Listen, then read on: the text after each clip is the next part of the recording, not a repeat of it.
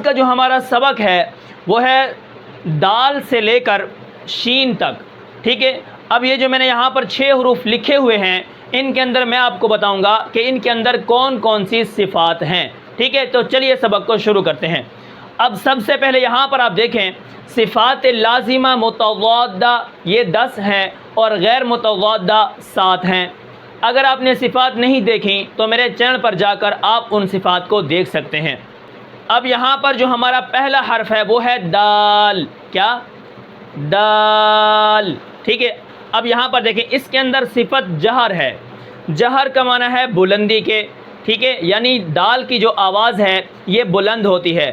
الحمد قل هو اللہ احد، ٹھیک ہے، یہ بلند ہوتی ہے، آواز کیا ہوگی؟ جہر کی وجہ سے بلند ہوگی۔ اب اس کے اندر ایک اور صفت ہے وہ ہے شدت۔ شدت کا معنی کیا ہے؟ سختی، یعنی دال کے اندر سختی ہوگی۔ الحمد للہ رب العالمین قل هو اللہ احد اللہ الصمد، دال کے اندر کیا ہوگی؟ سختی ہوگی، اس کی آواز کیا ہوگی؟ سخت ہوگی۔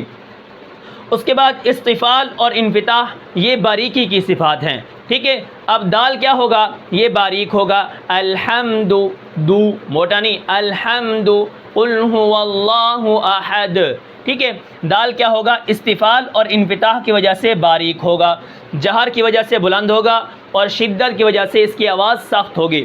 اس کے بعد اس کے اندر صفت ہے اسمات، یعنی یہ جماؤ کے ساتھ ادا ہوتا ہے، ٹھیک ہے۔ الحمد پھسلتا ہوا ادا نہیں ہوگا، ٹھیک ہے۔ اس کے بعد اس کے اندر صفت قلقلہ ہے جو مشہور ہے، دال کے اندر جو صفت ہے وہ مشہور ہے، وہ کون سی ہے؟ قلقلہ۔ قلقلہ کا معنی جنبش کرنا، حرکت کرنا، یہ صفت غیر متضادہ میں سے ہے، ٹھیک ہے، اس کی کوئی ضد نہیں ہوگی۔ اب قلقلہ کا معنی کیا ہے؟ جنبش کرنا، حرکت کرنا۔ اب دیکھیں الحمد، یہاں پر تو قلقلہ نہیں ہوا، جنبش نہیں ہوئی۔ ابھی دیکھیں جب یہ ساکن ہوتے ہیں تو ان کے مخرج میں حرکت ہوتی ہے۔ قل هو اللہ احد اللہ الصمد، د یہ جو قلقلہ ہے، یعنی جب آپس میں دو جز ملتے ہیں اور پھر نکھرتے ہیں تو پھر کیا ہوتا ہے؟ آواز پیدا ہوتی ہے۔ جیسے ہی وہ لگ کر جدا ہوتے ہیں تو ایک آواز پیدا ہوتی ہے۔ قل هو اللہ احد اللہ الصمد لم یلد ولم یولد ان بطش ربک لشدید فرعون وثمود، یہ دال کی آوازیں ہیں، یہ دال کی مثالیں ہیں، یعنی دال کے اندر کیا ہوتا ہے؟ آخری صفت جو ہے وہ ہے قلقلہ۔ اب یہاں پر دال کے اندر 6 صفات پائی گئی ہیں۔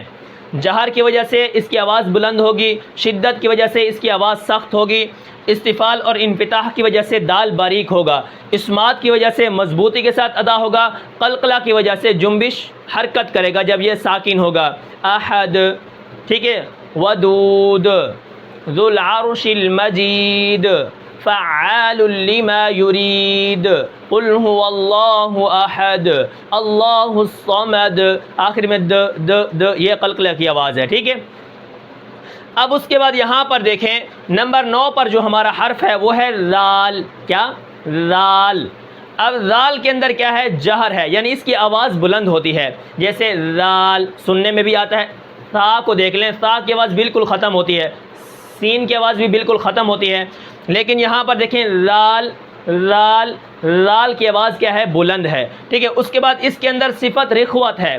رخوت کا معنی نرمی ہوتی ہے، ذال کیا ہوگا؟ نرم ہوگا، جیسے حمزہ ذال زبر ال، ٹھیک ہے، والذین ذین، ٹھیک ہے، اس کی یہ ذال جو ہے یہ باریک ہوگا۔ اس کے بعد استفال اور انفتاح یہ دو جو صفات ہیں یہ باریکی کی ہیں، یعنی ذال موٹا نہیں ہوگا، والذین اس طرح نہیں ہوگا، والذین، ذال کیا ہوگا؟ باریک ہوگا۔ یہاں پر دیکھیں اس کے اندر ایک صفت ہے اسمات، ٹھیک ہے، ذال کے اندر اسمات ہے، یعنی یہ جماؤ کے ساتھ ادا ہوتا ہے، ٹھیک ہے، والذین، ٹھیک ہے، بل الذین کفروا فی تکذیب، ٹھیک ہے، آپ کو سمجھ آ گئی۔ ذال کے اندر 5 صفات ہیں، جہر، بلندی، رخوت، نرمی، آواز جاری، والذین، اگر جیسے البحنہ، ذال کی آواز کیا ہوگی؟ جاری ہوگی، نرمی ہوگی، استفال انفتاح باریک ہوگی، اس کے بعد اسمات جماؤں کے ساتھ ادا ہوگا، ٹھیک ہے، 5 صفات ذال کے اندر ہیں۔ اب یہاں پر دیکھیں را کے اندر جو ہے سب سے زیادہ صفات پائی جاتی ہیں، یعنی اس کے اندر سب سے پہلی جو صفت ہے وہ جہر ہے۔ جہر کا معنی را کے اندر بلندی ہوتی ہے۔ بل الذین کفروا، را کی آواز آپ کو بات سمجھ آئے گی، جیسے قل اعوذ برب من شر، را کی آواز آپ کو آئے گی، یہ جہر کی وجہ سے ہے، اس کی آواز بلند ہوتی ہے۔ اس کے بعد را کے اندر ایک صفت ہے توسط، یعنی شدت اور رخوت کے درمیان میں آتا ہے توسط، ٹھیک ہے۔ اب توسط کا کیا مطلب تھا؟ یعنی یہ درمیان میں واقع ہونے والی، نہ را کے اندر زیادہ شدت یعنی سختی ہوتی ہے، نہ رخوت یعنی زیادہ نرمی ہوتی ہے، درمیانی حالت کے اندر ہوتا ہے۔ حمزہ را زبر اور نہ آواز زیادہ جاری ہوئی، نہ اس کے اندر زیادہ آواز کے اندر سختی ہے، ٹھیک ہے، یہ توسط کی وجہ سے ہے، ٹھیک ہے۔ را بل الذین کفروا، نرمی بھی ہے، نہ زیادہ نرمی ہے نہ زیادہ سختی ہے را کے اندر، ٹھیک ہے، توسط ہے اس کے اندر۔ اب استفال اور انفتاح یہ باریکی کی صفت ہیں، یعنی را کیا ہوتا ہے؟ باریک ہوتا ہے، ٹھیک ہے۔ اب یہاں پر ایک سوال اور پیدا ہوتا ہے کہ آپ پڑھتے ہیں الحمدللہ رب یہاں پر را موٹا کیا آپ نے، قل اعوذ برب، یہاں بھی را موٹا کیا، لیکن دیکھیں من شر، میں نے یہاں را بریک کیا۔ اب را کے اندر جو صفت ہے یہ عارضی ہے، جو موٹائی کی صفت ہے وہ عارضی ہے، اصل میں را باریک ہی ہوتا ہے، یہ بات آپ یاد رکھیں۔ یہ صفات عارضہ میں بھی آئے گا، آگے انشاءاللہ ہم پڑھ لیں گے، یہ صفات لازمہ ہیں، ٹھیک ہے۔ اس کے بعد اس کے اندر ایک صفت ہے جو اس کے اندر نمایاں ہے، وہ ہے اذلاق۔ اذلاق کا مطلب ہوتا ہے جیسے اسمات، اس کی ضد اذلاق ہے، اسمات جماؤں کے ساتھ ادا ہوتا ہے لیکن اذلاق پھسل کر ادا ہوتا ہے۔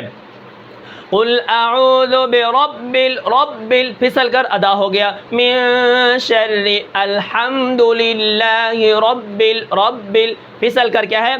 زبان کے کنارے سے یہ پھسل کر ادا ہوتا ہے، زبان کی نوک سے کیا ہے؟ یہ کیا ہے؟ پھسل کر ادا ہوتا ہے۔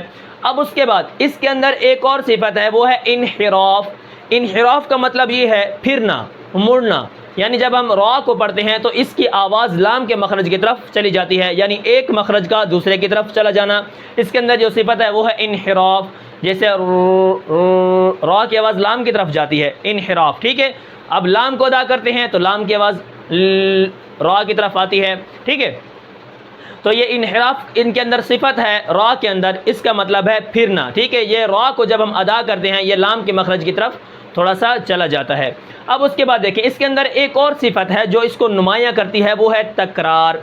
تکرار کا کیا مطلب ہے؟ تکرار 3 طرح کا ہوتا ہے، ایک عدم تکرار، تکرار حقیقی، اور تکرار متشابہات۔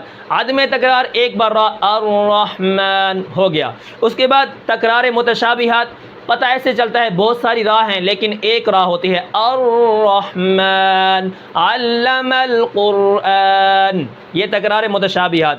اب تکرار حقیقی جو ہے یہ غلط ہے، اس کو ایسا نہیں کرنا، الرحمن علم القرآن قل اعوذ برب، بہت سارے را پڑھ دینا، تکرار حقیقی یہ غلط ہے۔ تکرار صفت اس لیے ہے کہ را کے اندر تکرار ہونے سے ہم نے بچانا ہے، بہت سارے را پیدا نہ ہو جائیں، الرحمن علم القرآن یہ غلط ہے، ٹھیک ہے۔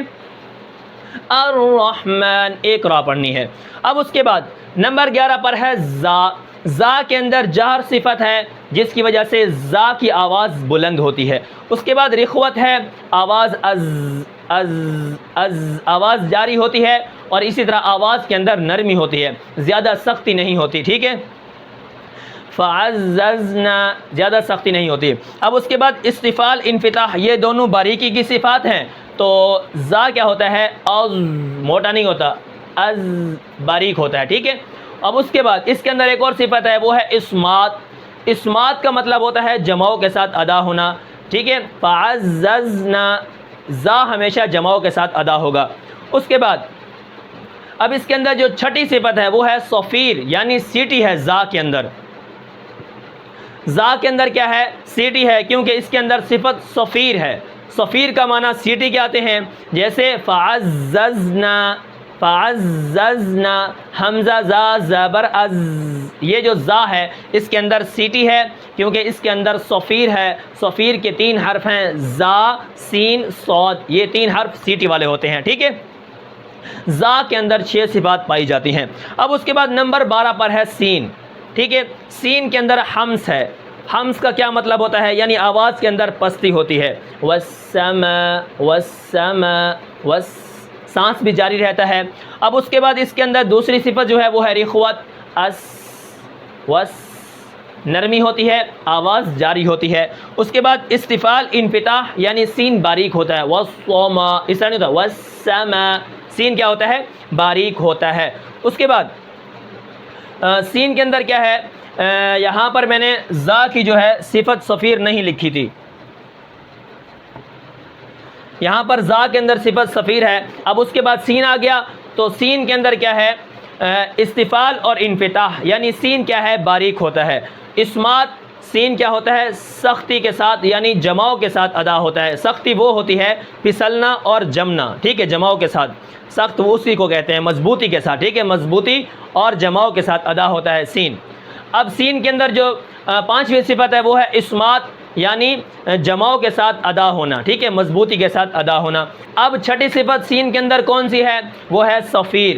صفیر کا معنی سیٹی کہتے ہیں، زا اور اسی طرح سین کے اندر صفت صفیر ہوتی ہے، ٹھیک ہے، کیونکہ ان کے اندر سیٹی ہوتی ہے۔ والسماء سین کے اندر سیٹی زیادہ ہوتی ہے، اس سے کم پھر زا کے اندر ہوتی ہے اور اس سے کم پھر صاد کے اندر ہوتی ہے، ٹھیک ہے، وہ انشاءاللہ صاد آگے آ جائے گا، اس کے اندر ہم پھر پڑھ لیں گے۔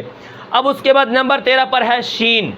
اب شین کو دیکھیں، شین کے اندر حمز ہوتی ہے، یعنی سانس جاری ہوتا ہے، آواز کے اندر پستی ہوتی ہے، جیسے والشمسی، آواز پست ہے، سانس جاری ہے۔